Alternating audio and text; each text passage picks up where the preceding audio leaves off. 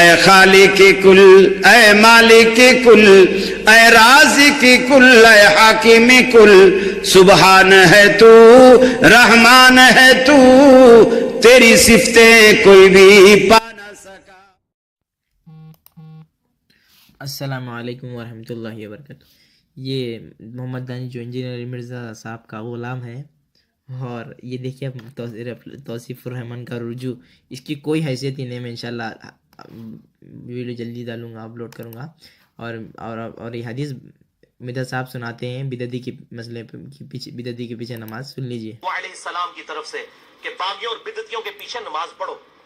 इमाम बुखारी ने बाब बांधा और पहले तालीकन रवायत हसन बसरी का कौल लेकर आए ताबी रज़ियल्लाहु ताला अन्हु अलैहिस्सलाम अल-मुतवफ़्फ़ा 110 हिजरी कि हसन बसरी कहते हैं, जो बुखारी और मुस्लिम के रावी हैं, कि बिदअती इमाम के पीछे नमाज पढ़ ले, उसकी बिदअत का वबाल उसी पर होगा। और फिर नीचे रवायत लेकर आए इमाम बुखारी 695 नंबर सही बुखारी में, जो मौलवियों के गले से नीचे नहीं उतरती। ये वही रिवायत की हज़रत उस्मान रज़ियल्लाहु अन्हु की खिलाफत में लोग कहते हैं कि फितने का, उसमें बिदअत का जिक्र नहीं है, लेकिन बाप बांधने में बिदअत का। तो इस हदीस को है जो मिर्ज़ा साहब ने सुनाई कि बिदअती के पीछे, हमारे किस आलिम ने कहा कि बिदअती के पीछे नमाज नहीं पढ़ो? हर उलेमा ने यही कहा कि जिसकी बिदअत कुफ्र तक जाती है, जिसकी बिदअत कुफ्र तक जाती है। किसी आलिम ने नहीं कहा कि बिदअती के पीछे नमाज पढ़ो जिसकी और हत्ता के तिरमिज़ी की रिवायत है जो मिर्ज़ा साहब ने बयान की, इब्न उमर रज़ियल्लाहु अन्हु जिसकी बिदअत कुफ्र तक जाती थी, जो कदर का मुनकर था, उसको सलाम भी नहीं करते थे, जिसकी बिदअत कुफ्र तक जाती थी। तो हमारे किसी आलिम ने नहीं कहा ये ढोंग रचा रहा है कि इसके पीछे नमाज नहीं होती। अहले हदीस आलिम तमाम पर कर रहा है। और जो मैं हदीस आपको सुनाने जा रहा हूँ, इमाम अल-जुर्री रहमहुल्लाह ने अपनी किताब अश-शरिया में इस हदीस को लाए हैं। और इस हदीस को, ये सवाल ये है कि मुशरिक व बिदती को इमाम बनाना कैसा है। आपने फरमाया मम वक़्क़र साहिब बिदअतिन फ़क़द आन अला हदमिल इस्लाम, जिसने किसी बिदती को इज़्ज़त दी, उसने इस्लाम को गिराने में गोया उसकी मदद की।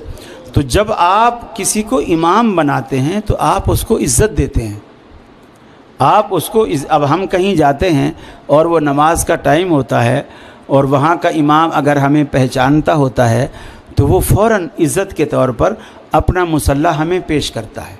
ये उलमा जब एक दूसरे को इज़्ज़त देते हैं तो उनका यही तरीका होता है। तो वो पीछे हट जाता है और फिर दूसरे जो दूर से कहीं से कोई आया है उसको इज़्ज़त देने के लिए मुसल्ले पे खड़ा करता है। तो आप जब बिदती को इमाम बनाते हैं आप उसको इज़्ज़त दे रहे होते हैं। और अल्लाह के हबीब ने फरमाया जिसने बिदती को इज़्ज़त दी उसने इस्लाम को ढाने में उसकी मदद की। अल्लाह को इतना भी पसंद नहीं है कि आप बिदती की ताज़ीम करें। और फिर इमाम जो होता है वो ड्राइवर होता है, पीछे जितनी सफ़े हैं सब सवारियां हैं। तो ड्राइवर अगर नशाई हो और आप सियालकोट से इस्लामाबाद जा रहे हों और सवारियां सारी जाग रही हों, तो क्या ख्याल है, आप इस्लामाबाद जाओगे या जन्नत जाओगे? हाँ, अगर इमाम बेदार है, वो जागने वाला है, पीछे सारी सवारियां सो गई हैं, अकेला ड्राइवर जाग रहा है और होशियार है, इंशाअल्लाह वो खैरियत से आपको इस्लामाबाद पहुंचाएगा।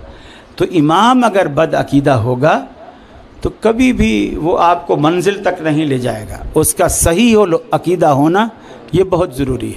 आखिरत से जोड़ रहा है, हमें इस जगह पर लाकर अपने आप को सोचना चाहिए। किसी भी नेकी को हमें मामूली नहीं समझना चाहिए। रब को बख्शने के लिए बहाना चाहिए। शायद उसी नेकी की वजह से अल्लाह रब्बुल आलमीन हमारी मग़फ़िरत फरमा दे। जरा हम इस मामले पर भी आए और सोचें, इस मामले को देखें जिसको इस्तिआब के अंदर अल्लामा इब्न अब्दुल बर ने नकल किया है। अल्लामा इब्न अब्दुल बर ने नकल किया है।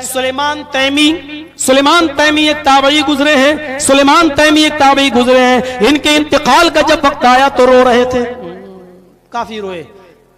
लोग बैठ गए, रोना बंद ही नहीं कर रहे हैं, क्या बात है। एक ने कह ही दिया, आए सुलेमान, जो इस दुनिया में आया है उसको ऊपर जाना ही है। आप कोई अकेले ने ऊपर नहीं जाएंगे, सभी को जाना, एक दिन हमें भी और एक दिन तुम्हें भी। फिर क्या बात है, इतना रो रहे हो? सुलेमान तैमी का जवाब सुनो, मैं इसलिए नहीं रो रहा हूं, सुनो, और अहले हदीस हो तो और ज्यादा सुनो। अपने आप को अहले हदीस का दावा करते हो तो और मजबूती से सुनो। सुलेमान तैमी कहते मैं इसलिए नहीं रो रहा हूं कि मेरी मौत का वक्त करीब है और मैं अल्लाह को प्यारा होने वाला हूं। नहीं, आज से 24 या 25 साल पहले मुझसे गुनाह हो गया था, उस गुनाह को याद करके मैं रो रहा हूं। आज से 24 या 25 साल पहले, आज से 24 या 25 साल पहले मुझसे गुनाह हो गया था, उस गुनाह को याद करके मैं रो रहा हूं। अब लोगों ने कहा 25 साल पहले गुनाह हो गया था तो तौबा भी दुखी होगी कि हां 25 साल से मैं उसकी तौबा कर रहा हूं, लेकिन डर है कि कहीं अल्लाह ताला मेरी तौबा कबूल न करे और मुझे जहन्नम में न डाल दे। तो कहा कि गुनाह तो बताइए कौन सा गुनाह था। सुलेमान तैमी कहते हैं बहुत बड़ा। अरे शिर्क थोड़ी किया है, और शिर्क भी किया था तो शिर्क तो सबसे बड़ा गुनाह होता है, तुम उसकी भी तौबा कर रहे हो और माफी मांग रहे हो, तो फिर शिर्क, जब शिर्क माफ हो सकता है तौबा तो फिर कहा नहीं, मुझे उम्मीद नहीं, अल्लाह की जात से उम्मीद तो है, लेकिन डर है कि कहीं अल्लाह ऐसा ना हो कि मुझे माफ ना करे। अब झुंझला के कहा अरे गुनाह तो बताओ क्या है। कहा मैंने 25 साल पहले एक बिदाती को सलाम कर लिया था। क्या गुनाह क्या बताया? जर्जी साहब ये क्या कह रहे हैं? कहा मैंने 25 साल पहले एक बिदाती को सलाम कर लिया था। अब बिदाती की तारीफ नहीं करूंगा भाई, वो हम और आप सब सोच ले बिदाती किसे कहते हैं। मैंने एक बिदाती से सलाम कर लिया था और नबी अकरम सल्लल्लाहु अलैहि वसल्लम ने बिदाती को सलाम करना मना बताया है, मना किया है, बिदाती को अपने घर में ठहराना हराम करार दिया है और बिदाती से ताल्लुकात रखने पर लानत फरमाई है। मुझे डर है कि कहीं अल्लाह मुझे इस गुनाह की पादाश में जहन्नम में न डाल दे। सलाम कर लिया तो 25 साल से रो रहे हैं। जिन्होंने अपनी लड़कियां बिदअतियों को दी हैं, वो